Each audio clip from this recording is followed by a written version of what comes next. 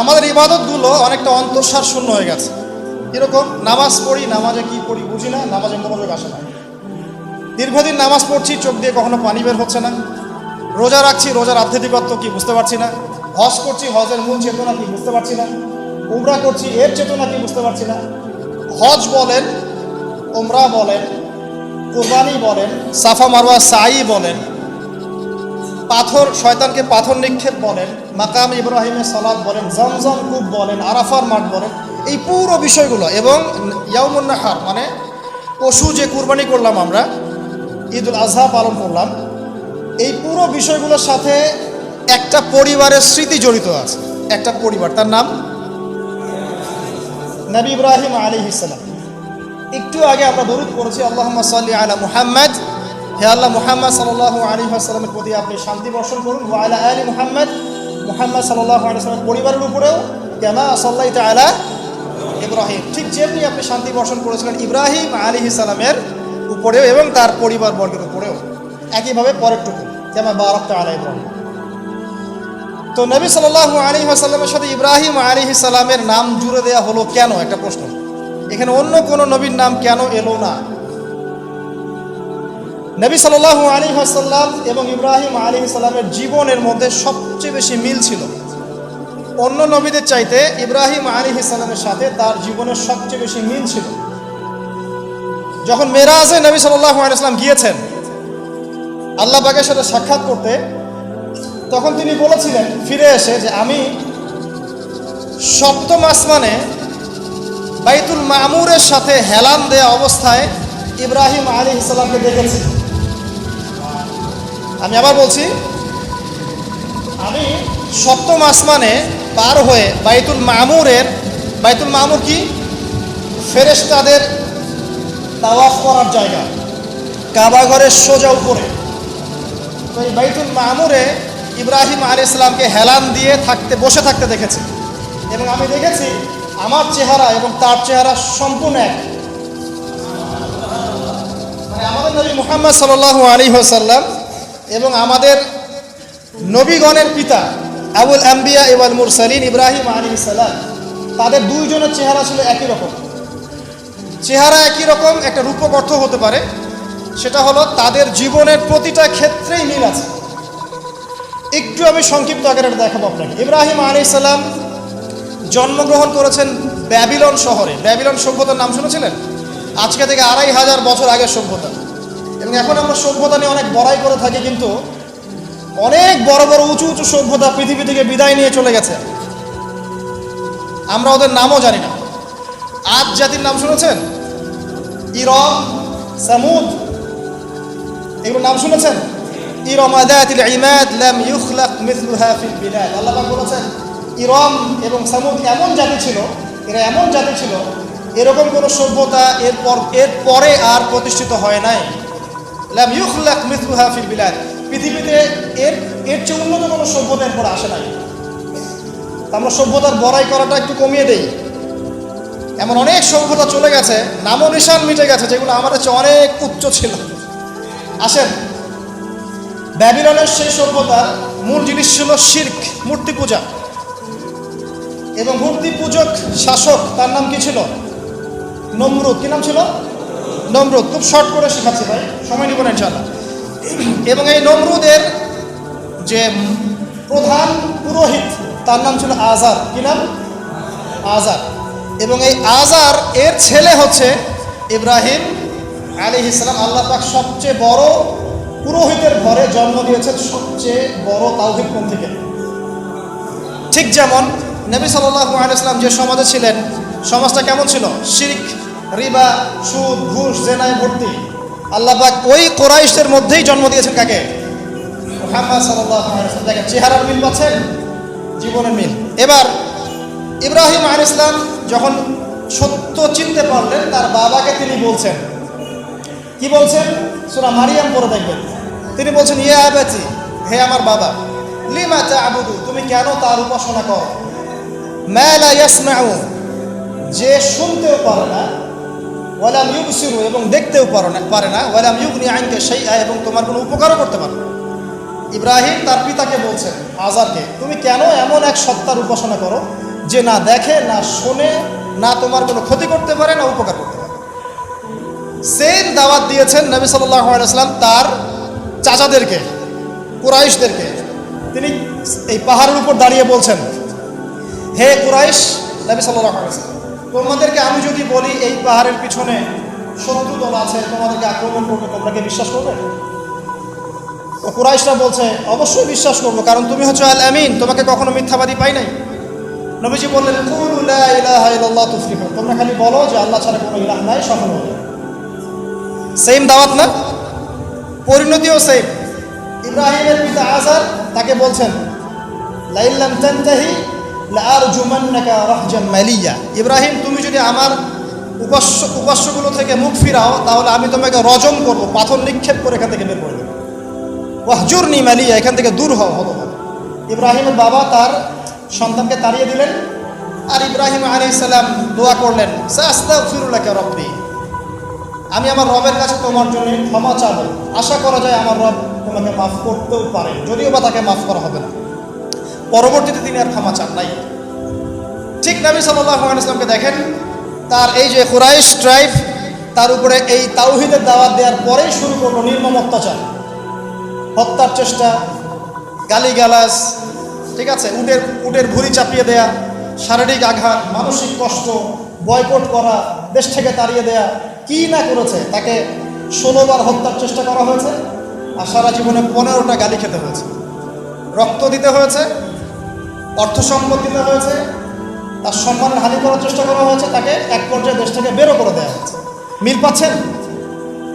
এবার ইব্রাহিম আলাইহিস সালাম চলে যাচ্ছেন, এখান থেকে চলে যাওয়ার আগে ওই সমাজের মানুষের সাথে তার তর্ক হচ্ছে। সমাজের মানুষ বোঝাচ্ছে যে চাঁদ হচ্ছে আল্লাহ, নাউজুবিল্লাহ। তো চাঁদ যখন ডুবে গেল তখন তিনি বললেন, না, এটা আল্লাহ হতে পারে না। সূরা বাকারায় আছে, সূরা আনফালে আছে সম্ভবত। তারপরে রাতের তারা দেখছেন, তিনি বলছেন তারা ইলাহ হতে পারে। তারা যখন অস্তমিত হচ্ছে তিনি বলছেন, না, এটা ইলাহ নয়। দিনের বেলা সূর্য উঠছে, তিনি বলছেন, হায়দা রব্বি হায়দা আকবার, এটা আমার রব, এটা সবচেয়ে বড়। এটা অস্তমিত হলো যখন, তখন তিনি বুঝতে পারলেন এগুলো কোনো কিছুই আমার রব নয়। ওই যে এখন একটা ছবি বের হয়েছে 1350 বিলিয়ন বছর আগের, এই সব কিছুর উপর একজন স্রষ্টা নাই, পশ্চিমারা বলবে নাই, এটা এমনি এমনি একটা বিগ ব্যাং এর মাধ্যমে সৃষ্টি হয়েছে।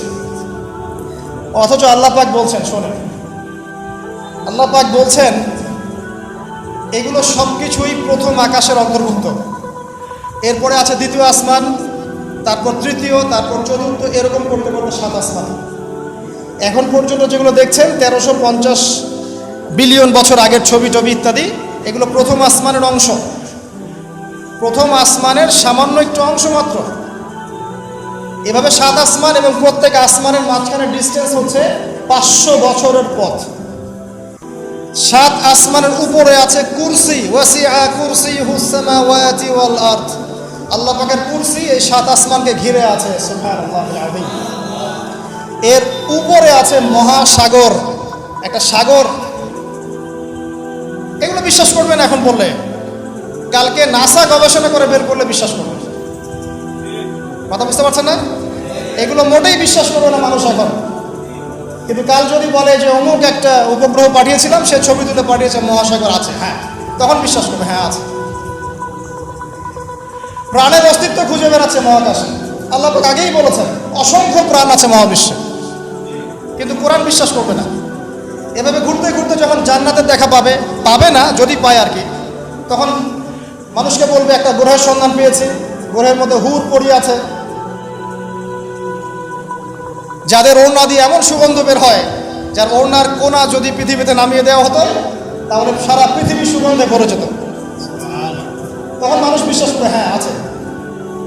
যদি ওরা বলে জাহান্নাম বলতে কিছু আছে, যেখানে আযাব দেওয়া হয়, শাস্তি দেওয়া হয়, 19 জন বড় বড় ফেরেশতা আছে, তখন এই বিশ্ববাসী বিশ্বাস করবে, হ্যাঁ আছে।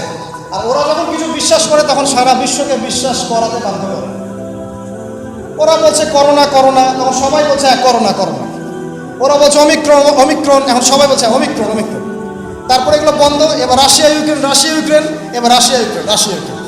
করোনার কথা মানুষ কিন্তু কিছুদিন আগে ভুলে গিয়েছে। মাঝে মাঝে আমার মনে করায় দেয় আজকে এতজন মৃত্যুবরণ করেছে, আজকে এতজন আক্রান্ত, যাতে আপনি ভুলে না যান। পুরা মাইন্ড প্রোগ্রামিং, আপনার মাথা আমার মাথা প্রোগ্রামিং। তার কিছুদিন আগে ক্ষেপণাস্ত্র উত্তর কোরিয়া ক্ষেপণাস্ত্র দিচ্ছে, ক্ষেপণাস্ত্র মানে এক এক সময় এক একটা দিয়ে মানুষকে ব্যস্ত রাখা। এখন ব্যস্ত রাখছে এই যে 1350 বিলিয়ন বছর আগের ছবি, ব্যস্ত থাকো এখন, এটা নিয়ে নাচো আর গাও। এক মাস যাক, এই ফাঁকে তারা কিছু কাজ করবে। মানে আমি আমার এই ছোটো ভাইকে বললাম আজকে আসতে আসতে, বিষয়টা এরকম, আমাদের বাসায় ছোটো বাচ্চা আছে না, অনেক সময় ছোটো বাচ্চারা অনেক খুব জ্বালায়, মানে ঘ্যান ঘ্যান প্যান প্যান শুরু করে। তখন আমরা কী করি, বাধ্য হয়ে অনেক সময় দেখা যায় বাবা স্মার্টফোনটা নিয়ে এই কার্টুনটা দেখে। আচ্ছা ঠিক আছে, আচ্ছা কার্টুন দেখতে বসে গেল, ও 1 ঘন্টা কার্টুন দেখছে। এই 1 ঘন্টা কিন্তু সে আর আপনাকে ডিস্টার্ব করবে না, আপনি রিল্যাক্সে আপনি কাজ করতে পারবেন। তাই বলে বাচ্চাদেরকে কার্টুনের অভ্যাস করায় না, আমি উদাহরণ দিচ্ছি একটা। আর যদি কার্টুন দেখাতেই হয়, ইসলামিক কোনো কার্টুন দেখায়। ওয়ার্ল্ড যারা নিয়ন্ত্রণ করে তারা বিশ্ববাসীর সাথে এরকম গেম খেলছে, এরকম কিছু প্রযুক্তি, এরকম কিছু মানে প্রলোভন বা আপগ্রেডেড কোনো ফিচার, এন্টারটেইনমেন্ট আপনার সামনে দিয়ে দিয়েছে, এগুলো নিয়ে আমরা ব্যস্ত। এরকম ইস্যুগুলো দিয়ে দেয়, এগুলো নিয়ে আমরা ব্যস্ত। ওরা ওদের কাজ ঠিকই করছে। ইসরায়েল পুরো প্যালেস্টাইন দখল করার যে প্ল্যান, এদিকে এগিয়ে যাচ্ছে, এগোচ্ছে। আমরা একটা ইস্যু নিয়ে ব্যস্ত থাকি। যাই হোক, অনেক ভিতরে চলে যাচ্ছি। তো যেটা বলছিলাম, এই 7টা আসমানের উপরে আছে কুরসি, তার উপরে মহাসাগর, তার উপরে আছে আরশে আজিম। যে আরশে আজিমের 8টা খুঁটি আছে। কটা খুঁটি? 8টা খুঁটি ধরে আছেন মাত্র 8 জন ফেরেশতা। সূরা হাক্কার মধ্যে এটা আছে। কোন সূরা? হাক্কা। এই 8 জন ফেরেশতা এটাকে বহন করে কিয়ামতের দিন নিয়ে আসবেন। তাদের শক্তি চিন্তা করেন। আর একজন ফেরেশতার ফুৎকারে এই যে দেখছেন গ্যালাক্সির পর গ্যালাক্সি হাবিজাবি সব ধ্বংস হয়ে যাবে। একজন ফেরেশতার ফুৎকারের মাধ্যমে ধ্বংস হয়ে যাবে। এরপরে আল্লাহ বলছেন আফালা ইউমিনুন, এরপরেও কি তোমরা ঈমান আনবে না? আওয়ালাম ইয়ারাল্লাযীনা কাফারু, কাফেররা কি লক্ষ্য করে দেখে না? আন্নাস সামাওয়াতি ওয়াল আরদা কানাতা রাতকান, এই 7টা আকাশ, মহাবিশ্ব এবং পৃথিবী একটা কেন্দ্রের মধ্যে ছিল, বিন্দুর মধ্যে ছিল। ফাফাতাকনাহুমা, আমি এটাকে বিভক্ত করে দিলাম, আল্লাহ বলছেন ফাফাতাকনাহুমা ওয়াজআলনা মিনাল মাই কুল্লা শাইইন হাই, এবং প্রত্যেক জীবন্ত প্রাণকে সৃষ্টি করলাম পানি দিয়ে। আমাদের কোষের মধ্যে সাইটোপ্লাজমে পানির পরিমাণ কত পার্সেন্ট? নিউক্লিয়াসের মধ্যে পানির পরিমাণ কত পার্সেন্ট? বেশিরভাগই পানি। পড়াশোনা করেন, পানি দিয়ে তৈরি করেন 70 to 80%। আফালা ইউমিনুন, এরপরে আল্লাহ বলছেন তবুও কি তারা বিশ্বাস করবে না? তো ওই আরশে আজিম ধরে আছেন 8 জন ফেরেশতা। তারপর আরশে আজিমের উপরে আল্লাহ রাব্বুল আলামিন। তো আল্লাহ রাব্বুল আলামিন এই যে প্রথম মহাবিশ্ব দেখছেন, এর ঊর্ধ্বে অবস্থান করছেন। তার মানে এখানে যে সময় চলছে, অতীত, এখানকার ভবিষ্যৎ, এখানকার বর্তমান, আল্লাহ পাক এই 3 কালের ঊর্ধ্বে অবস্থান করছেন। আল্লাহ পাক যখন বলছেন যে আবু লাহাব জাহান্নামে যাবে, আল্লাহ পাক দেখে দেখে বলছেন, এই যে ভবিষ্যৎটা আল্লাহ পাক দেখছেন, আবু লাহাব এখানে আছে, এখন ইন ফিউচার এখানে যাবে, এখানে গিয়ে সে জাহান্নামে যাবে। আল্লাহ চোখের সামনে সব। আমাদের কাছে মনে হচ্ছে অতীত, বর্তমান, ভবিষ্যৎ, আল্লাহর সামনে এগুলো কিছুই নাই। ওই যে নক্ষত্রের কথা বলা হচ্ছে, এটা অতীতকালের ছবি, কত বছর আগের ছবি, এত বিলিয়ন বছর আগের ছবি। মানে আমি আকাশে যা দেখি এগুলো পাস্ট টেন্স, অতীতকাল। এটা সূর্য আপনি দেখছেন এখন, এটা 8 মিনিট 20 সেকেন্ড আগের সূর্য। ওদের থিওরি মতে আলো আসতে যে সময়টুকু লাগে, এই সময়টুকু চলে যাচ্ছে আপনার। আলো আসতে কতটুকু সময় লাগে পৃথিবীতে? 8 মিনিট 19 সেকেন্ডের মতো। তার মানে আপনি যে সূর্যটা দেখছেন, এটা আসলে 8 মিনিট 19 সেকেন্ড আগের সূর্য। তার মানে আমরা যা দেখছি আকাশে সব পাস্ট টেন্স, অতীতকাল। তাহলে যদি সূর্য থেকে পৃথিবীকে দেখা যায়, তাহলে ওরা পৃথিবীর অতীতকাল দেখবে। কথা কি বুঝতে পারছেন? আল্লাহ পাক এগুলো সবের ঊর্ধ্বে। এই আলোর চেয়ে প্রচণ্ড গতিতে, আলোর বেগের চেয়ে যদি অনেক অনেক অসীম গতিতে কেউ যদি ছুটতে পারে মহাকাশে, তাহলে সে এই সব কালের ঊর্ধ্বে চলে যাবে। স্টিফেন হকিংসের মতো সূত্র আছে এরকম। এটাই নবী সাল্লাল্লাহু আলাইহি ওয়াসাল্লামের মেরাজের সাথে মিলে যায়। তিনি গিয়েছেন, ফিরে এসেছেন, এসে দেখেছেন অজুর পানি গড়িয়ে পড়ছে টাইমের ঊর্ধ্বে। সবই বৈজ্ঞানিক, আসলে প্রমাণ করতে পারে না। তখন বলবে যে ধর্ম, মৌলবাদ, অন্ধবিশ্বাস ইত্যাদি ইত্যাদি। যখন প্রমাণ করতে পারবে তখন ধার্মিক হয়ে যাবে প্রতিটা বিষয়। তো এটা নিয়ে আরো ডিপ কথা আছে, আজকে ওইদিকে আমি যাচ্ছি না, শুধু এতটুকু বলছি আল্লাহ পাক এই সব কিছুর ঊর্ধ্বে, সেখান থেকে আল্লাহ রাব্বুল আলামিন সব কিছু দেখেন এবং শোনেন। আসুন, আল্লাহ কোথায় এটা খুঁজতে ইব্রাহিম আলাইহিস সালাম বলছেন, হয় তারা আমার রব, চাঁদ আমার রব, বা নক্ষত্র আমার রব, সূর্য বড় সূর্য রব। যখন এগুলো ডুবে গেল তখন তিনি একটা কথা বলেন, সেটা কি? ইন্নী ওয়াজ্জাহতু ওয়াজহিয়া লিল্লাযী ফাতারাস সামাওয়াতি ওয়াল আরদা হানিফা ওয়া মা আনা মিনাল মুশরিকিন। আল্লাহ পাক এটা অন্য জায়গায় বলেছেন, মা কানা ইব্রাহিমু ইয়াহুদিয়্যান ওয়ালা নাসরানিয়্যা। ইব্রাহিম ইহুদি ছিল না, নাসারা ছিল না, ওয়ালাকিন কানা হানিফান মুসলিমা, তিনি একনিষ্ঠ মুসলিম ছিলেন। ওয়া মা কানা মিনাল মুশরিকিন, তিনি মুশরিকদের অন্তর্ভুক্ত ছিলেন না। হুয়া সাম্মাকুমুল মুসলিমিন, তিনি তোমাদের নাম দিয়েছেন মুসলিম। তো একইভাবে নবী সাল্লাল্লাহু আলাইহি ওয়াসাল্লামকে দেখেন, তিনিও কিন্তু সমাজের অরাজকতা দেখে হেরা গুহায় চলে গেলেন, সেখানে আল্লাহকে ডাকতে লাগলেন, ধ্যান করতে লাগলেন। এক পর্যায়ে ওহী তার কাছে আসলো।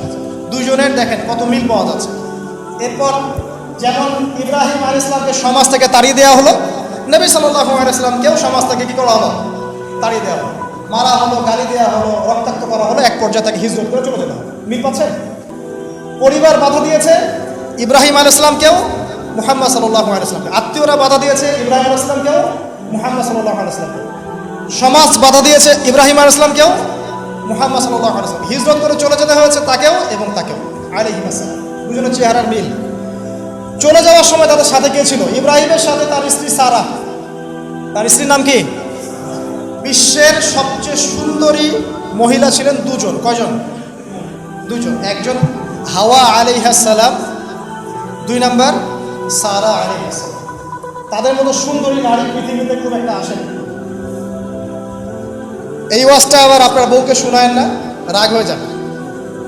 তাকে গিয়ে বলবেন, বিশ্বের সবচেয়ে সুন্দর মেয়ে তুমি, আমার চোখে তুমিই সবচেয়ে সুন্দর। যদি কন্ট্রোল করতে চান, খালি প্রশংসা আর প্রশংসা। নিন্দা করতে গেলেই সমস্যা, নিন্দা করতে গেলেই বেঁকে বসে যাবে। খালি প্রশংসা, তুমি অনেক সুন্দর, তোমার রান্না অনেক সুন্দর, তোমার রুচি অনেক ভালো, তুমি আছো বলেই আমার সব কাজ সুন্দর হচ্ছে। শুধু প্রশংসা। দেখবেন যে সব সুন্দর মতো চলছে, ঘুড়ি উঠছে আকাশে সুন্দর। আর যদি টানা হেঁচড়া শুরু করে, তাহলে ওই যে মাঞ্জা দিতেন না আপনারা, ঘুড়ি কেটে চলে যাবে। আর অন্য আরো ঘুড়ি যদি আকাশে থাকে, তাহলে ওই ঘুড়ি প্যাঁচ লাগে কেটে চলে যাবে। কথা কি বুঝতে পারছেন? বোঝেন। যাও, এখন কিন্তু এই সময়টা চলছে, প্রত্যেক ঘরে ঘরেই ফিতনা, আর প্রত্যেক ঘরে ঘরেই পরকিয়া। অতএব হৃদ্যতা, ভালোবাসা বজায় রাখার চেষ্টা করতে হবে। আল্লাহ পাক তৌফিক দান করুন, আমিন। হিজরতের সময় তাদের দুইজনের সঙ্গী হচ্ছেন তাদের স্ত্রীরা। দেখেন, শুরু থেকে নবী সাল্লাল্লাহু আলাইহি ওয়াসাল্লামের পাশে ছিলেন তার স্ত্রী খাদিজা রাদিয়াল্লাহু আনহা, এবং ইব্রাহিম আলাইহিস সালামের পাশে তার স্ত্রী সারা আলাইহিস সালাম। আর খাদিজা রাদিয়াল্লাহু আনহার অবদান সম্পর্কে তিনি বলছেন যে আমার কথা যখন কেউ শুনতো না, তখন খাদিজা আমার উপর ঈমান এনেছিল। অতএব তোমরা তাকে নিয়ে ভালো মন্দ বলো না। আর খাদিজা রাদিয়াল্লাহু আনহা সেই মহিয়সী নারী যাকে জিবরাইল আলাইহিস সালাম সালাম দিয়েছেন, এবং তার জন্য জান্নাতে এমন একটা ঘর নির্মাণ করা হয়েছে যেই ঘরের মধ্যে কোনো শোরগোল নাই, কোনো রকমের শব্দ দূষণ নাই, সুকুন আর সালাম, পিস। আমাদের মা বোনদেরকে আল্লাহ পাক খাদিজা রাদিয়াল্লাহু আনহার মতো বানিয়ে দিন, আমিন। এবার হিজরত তাকেও করতে হলো। তিনি করলেন মদিনায় সাল্লাল্লাহু আলাইহি ওয়াসাল্লাম, আর ইব্রাহিম আলাইহিস সালাম কোথায় করলেন? না, প্রথমে ফিলিস্তিনে। কোথায়? ফিলিস্তিনে। শাম দেশ বলা হয় ফিলিস্তিনকে। সেখানে গিয়ে যাওয়ার পথে একটা ঘটনা, যাওয়ার পথে একটু দাঁড়াই, যাওয়ার আগে একটা ঘটনা ঘটেছে, তারপর একটা ঘটনা। যাওয়ার আগে ঘটনা কি? সমাজের লোকজন মূর্তি পূজা করছে। সূরা আম্বিয়ার মধ্যে আছে, আমি শর্ট করছি, নাহলে সময় বেশি লাগবে। সূরা আম্বিয়ার মধ্যে আছে, লোকজন শিরক করছে। ইব্রাহিম আলাইহিস সালাম বলছেন, মা হাদিহি তামাসিলুল্লাযী আনতুম লাহা আকিফুন, এইসব কি সব মূর্তির তোমরা পূজা করো? যারা শোনেও না এবং উপকারও করতে পারে না, অপকারও করতে পারে না। তখন তার কওম তাকে বলছেন, তুমি কি আমাদের সাথে ঠাট্টা মশকরা করছো না তোমার কাছে কোনো সত্য আছে? তখন ইব্রাহিম আলাইহিস সালাম বলছেন, তোমরা চলে গেলে আমি এদের ব্যাপারে ব্যবস্থা নিব। যখন তারা চলে গেল, ইব্রাহিম আলাইহিস সালাম এই সবগুলো মূর্তিকে ভেঙে ফেলেন, ইল্লা কাবীরাম মিনহুম, শুধু বড় মূর্তিটা বাদ দিয়ে। তারা ফিরে আসলো, এসে দেখলো যে মূর্তি ভাঙা। কে ভাঙলো? মান ফাআলা হাযা বিআলিহাতিনা, আমাদের উপাস্যদের সাথে এই কাজ কে করেছে? একজন বলল, হয়তোবা সে ব্যক্তি করেছে, ইউকাল লাহু ইব্রাহিম, যার নাম ইব্রাহিম। ডাকা হলো, তুমি কি করেছো? তিনি বলছেন যে বাল ফাআলা কাবীরুহুম হাযা, বরং তাদের বড় মূর্তিটাই কাজ করেছে। ফাসআলহুম ইন কানু ইয়ানতিকুন, ওকে জিজ্ঞাসা করো যদি সে কথা বলতে পারে। এবার তারা বুঝতে পারলো এত কথা বলতে পারে না। তখন ইব্রাহিম আলাইহিস সালাম বললেন, তুমি কেন তাহলে এমন কিছুর উপাসনা করছো যে শোনেও না, দেখেও না, কথা বলতে পারে না? আমি যাকে ভাঙলাম সে তো প্রতিহত করতে পারলো না, একটা মাছি বসলে সে তাড়াতেও পারলো না, তাহলে কেন তার উপাসনা করছো? কোনো জবাব নাই। জবাব নাই, কিন্তু হঠকারিতা অহংকার আছে, ঠিক এখনকার নমরুদ ফেরাউনদের মতো। জবাব নাই কিন্তু হঠকারিতা অহংকার আছে। তাকে দরবারে নিয়ে যাওয়া হলো। ওখানে শাসককে নমরুদ ডেকে বলছে, কি সমস্যা? তো ইব্রাহিম বলছে, কি সমস্যা, কে তোমার রব? ইব্রাহিম আলাইহিস সালাম বলছেন, রব্বি আল্লাযী ইউহয়ী ওয়া ইউমীত, আমার রব সে যে জীবন দেয়, মৃত্যু দেয়। নমরুদ বলছে, আনা উহয়ী ওয়া উমীত, আমি তো জীবন দেই, মৃত্যু দেই। কিভাবে? একজন ফাঁসির আসামি, তাকে ডেকে নিয়ে ছেড়ে দেবে, এই জীবন দিলাম। আর একজন সাদাসিধা মানুষ নিরপরাধ ডাকলো, গর্দান নামিয়ে দিল, মৃত্যু দিলাম। ইব্রাহিম আলাইহিস সালাম বলছে, আচ্ছা ঠিক আছে। ক্বালা ইব্রাহিম রব্বি আল্লাযী ইউহয়ী ওয়া ইউমীত, তারপরে তিনি বলছেন, ইন্নাল্লাহা ইয়াতি বিশ-শামসি মিনাল মাশরিক ফাতি বিহা মিনাল মাগরিব, আমার রব আল্লাহ তিনি যিনি পূর্ব দিক থেকে সূর্যকে উদিত করেন, তুমি যদি রব হয়ে থাকো তাহলে পশ্চিম দিক থেকে উঠিয়ে দেখো। এরপরে সে কাফের হতভম্ব হয়ে গেল, কিন্তু কিচ্ছু করতে পারলো না। সবাইকে বললো, একে ধরো। ওয়ানসুরু আলিহাতাকুম, তোমাদের ইলাহদেরকে সাহায্য করে একে ধরো। খুজুহু ওয়া হাররিকুহু, তাকে ধরো এবং আগুনে পুড়িয়ে দাও। ওই যে আগুনের কুণ্ডলি খোলা হলো, এবার তাকে আগুন জ্বালানো হলো, তাকে আগুনে ফেলা হচ্ছে। আগুনে পড়ার সময় আল্লাহ রাব্বুল আলামিন তার কাছে পাঠালেন জিবরাইল আলাইহিস সালামকে, এসে বলছেন, হাজাতান ইনদি, তোমার কি কোনো হাজত আছে আমার কাছে? তখন ইব্রাহিম আলাইহিস সালাম বলছেন, না, আমার হাজত আল্লাহর কাছে আছে। হাসবি আল্লাহ ওয়া নি'মাল ওয়াকিল, নি'মাল মাওলা ওয়া নি'মান নাসির। এই কথা বলার সাথে সাথেই আল্লাহ পাকের সাহায্য অবধারিত হয়ে পড়লো। আল্লাহ পাক বললেন, ইয়া নার, হে আগুন, কুনি বারদান ওয়া সালামান আলা ইব্রাহিম, ঠান্ডা হয়ে যাও, ইব্রাহিমের জন্য শীতল ঠান্ডা হয়ে যাও। ব্যাস, সবাই দেখলো যে ইব্রাহিম আগুনে পড়ে আছে কিন্তু উঠছে না। ঠিক এরকম পরীক্ষা নবী সাল্লাল্লাহু আলাইহি ওয়াসাল্লামকে দিতে হয়েছে না? বদরে, উহুদে আল্লাহর সাহায্য এসেছে না?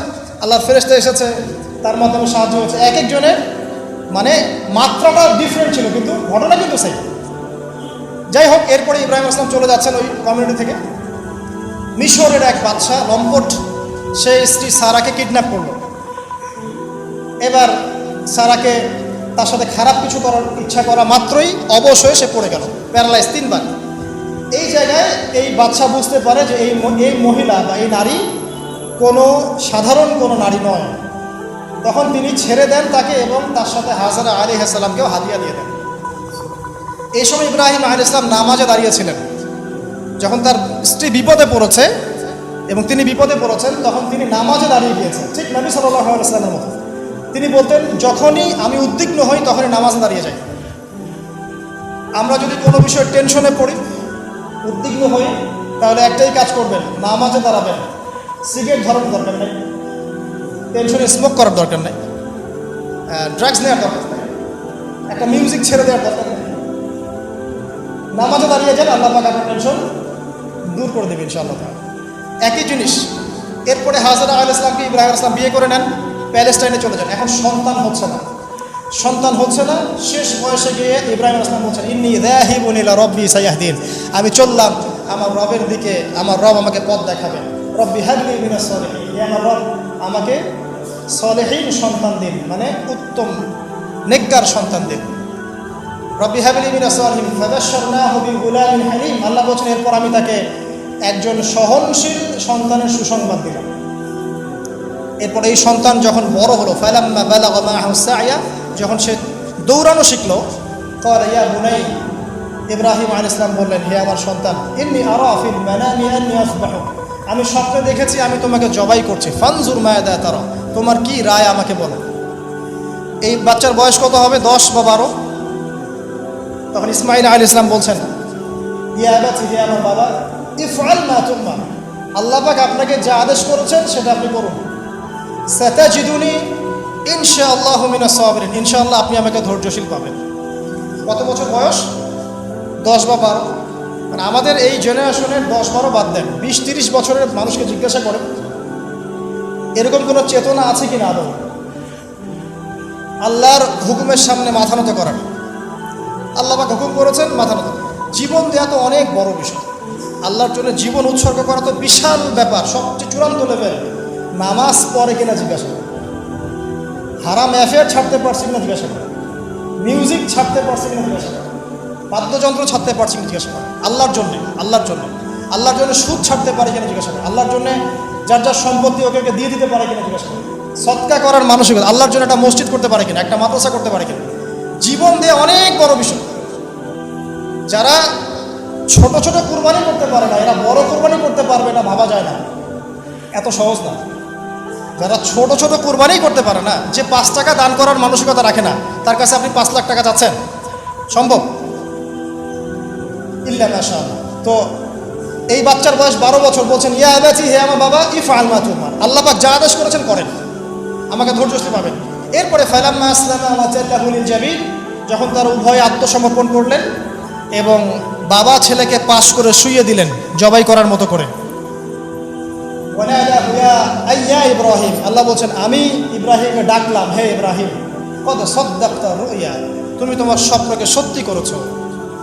কদ সাদ্দাকতা রুয়া ইন্না হাযা লাহুয়াল বালাউল মুবিন, এটা ছিল একটা স্পষ্ট পরীক্ষা। ওয়া ফাদাইনাহু বিযিবহিন আযীম, এই জায়গায় আমি একটা মহান কুরবানি উৎসর্গ করলাম, সন্তান কুরবানি দেওয়া লাগবে না। ওয়া সালামুন আলা ইব্রাহিম, ইব্রাহিমের উপরে শান্তি বর্ষিত হোক। এই হলো আপনার ঈদুল আজহা।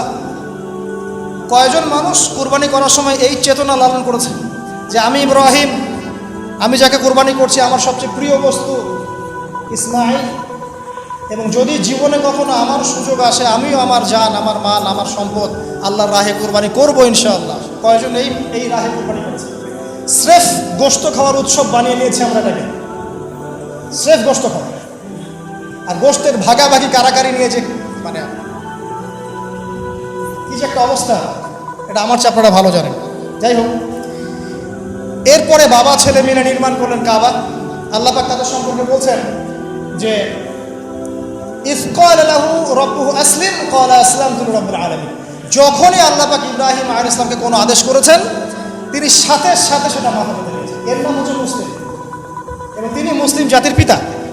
আমরা কথা বলছি কাকে নিয়ে? মুসলিম উম্মার জাতির পিতা, the real father of the nation, Ibrahim আলাইহিস সালাম, তাই নাকি? তার ব্যাপারে আল্লাহ পাক বলছেন যখনই আমি তাকে বলেছি আত্মসমর্পণ করো, সাথে সাথে সে আত্মসমর্পণ করেছে।